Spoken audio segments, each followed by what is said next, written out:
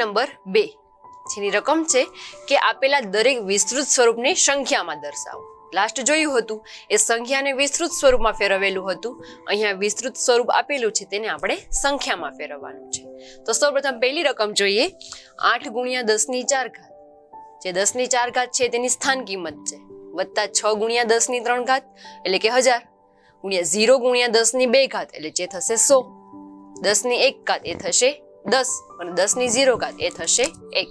તો જો અહીંયા લખીએ 8 ગુણ્યા 10 ની 4 ઘાત એટલે કે 10000 વત્તા 6 ગુણ્યા 1000 વત્તા 0 ગુણ્યા 100 વત્તા 4 ગુણ્યા 10 વત્તા 5 ગુણ્યા 10 ની 0 ઘાત જે થશે 1.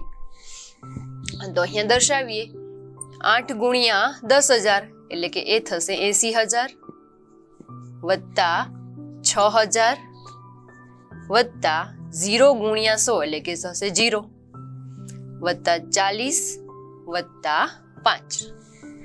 અહીંયા બધાને સંખ્યામાં દર્શાવીએ 80000 6000 0 40 અને 5.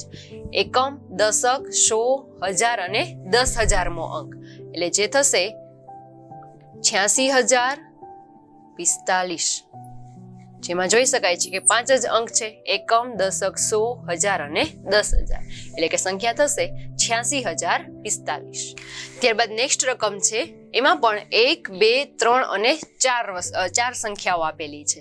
તો અહીંયા થશે 4 ગુણ્યા 10 ની 5 ઘાત એટલે કે 1 ની પાછળ 5 શૂન્ય વત્તા 5 ગુણ્યા 10 ની 3 ઘાત એટલે થશે 1000 વત્તા 10 ની 2 ઘાત જે થશે 100 ગુણ્યા 2 ગુણ્યા 10 ની 0 ઘાત એટલે જે થશે 1.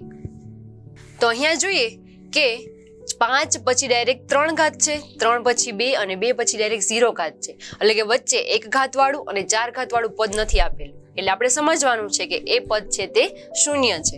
તો અહીંયા થશે 4 ગુણ્યા 1 લાખ એટલે થશે 4 લાખ વત્તા 5 ગુણ્યા 1000 એટલે 5000 વત્તા 3 ગુણ્યા 100 એટલે 300 વત્તા 2 ગુણ્યા 1 એટલે થશે 2. તો અહીંયા 5 શૂન્ય પછી ડાયરેક્ટ 3 શૂન્ય છે તો વચ્ચે 1 શૂન્ય મૂકવું પડશે.